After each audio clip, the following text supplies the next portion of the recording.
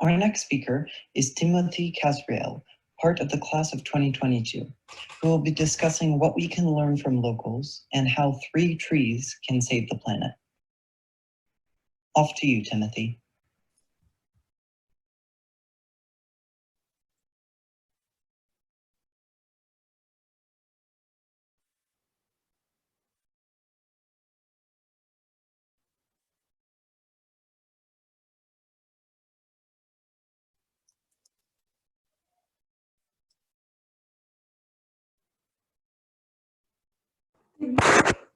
When it comes to preserving nature, more is not always better.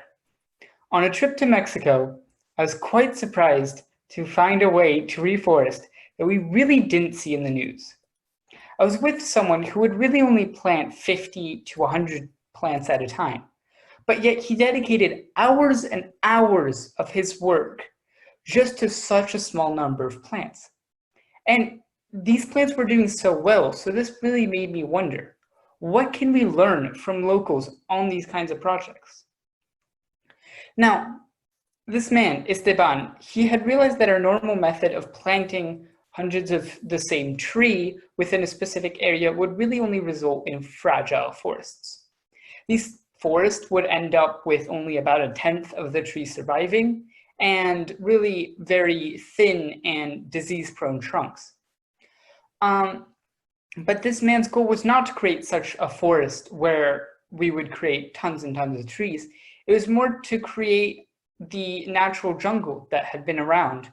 So that he used different methods to do this, of course. So one of these methods would have been to use the seeds that he had gathered from jungles nearby, and then he would plant them for later use.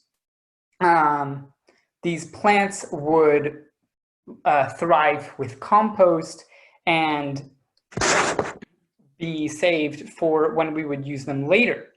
But they weren't going to be used just yet, because before we could really plant all the trees that we needed to reforest the jungle, what he did is that he would plant faster growing plants, which would quickly die off, but they would but their remains would feed the soil, which had been impoverished by decades and decades of agriculture.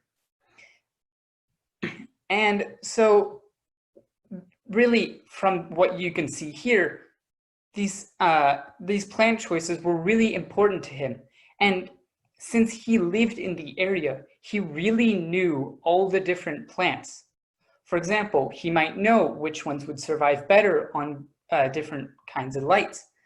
It doesn't really make sense to put a tree that needs a lot of light when in a place where there's a lot of shade, or a plant that requires a lot of shade.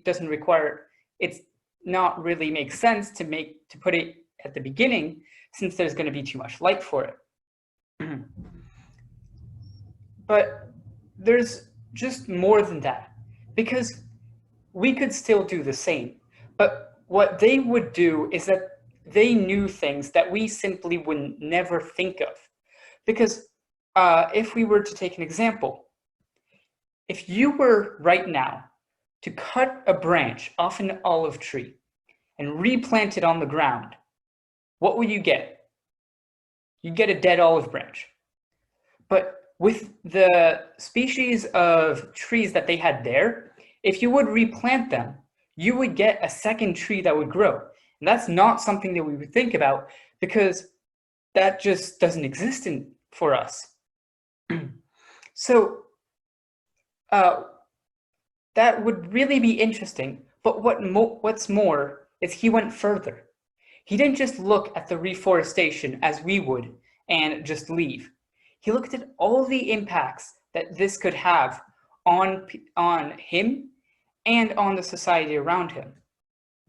He looked at how the streams were growing dry because they had deforested so much of the natural jungle.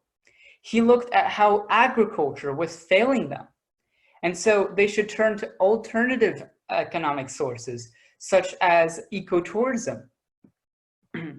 this really isn't something that we would consider as outsiders.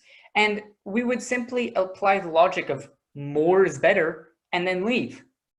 And this group really got me thinking on how we should realize the valuable insight that these people may have in the area. Now, this isn't really all we could learn from others, because even knowing the history of a place may really help us aid the population in a way that matters. While the reforestation effort was happening, we went to visit what were called ejidos that were nearby. Now, ejidos were remnants of past communism and were government-owned land that had been passed on to the community. This community had then decided to split into two. One part which would have been kept for agriculture and the other which had been kept as native forest. Now, in a largely capitalist world, we really wouldn't expect this.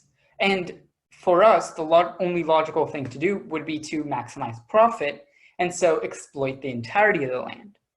But from an environmental standpoint, this preservation is really something that we could have lost had we not realized what these people had.